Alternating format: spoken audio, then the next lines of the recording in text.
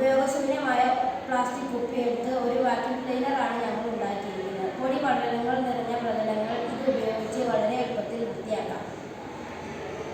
ഏകദേശം 250 രൂപ ചെലവേ വളരെ എളുപ്പത്തിൽ ഇത് ഉണ്ടാക്കിയെടുക്കാൻ സാധിക്കും.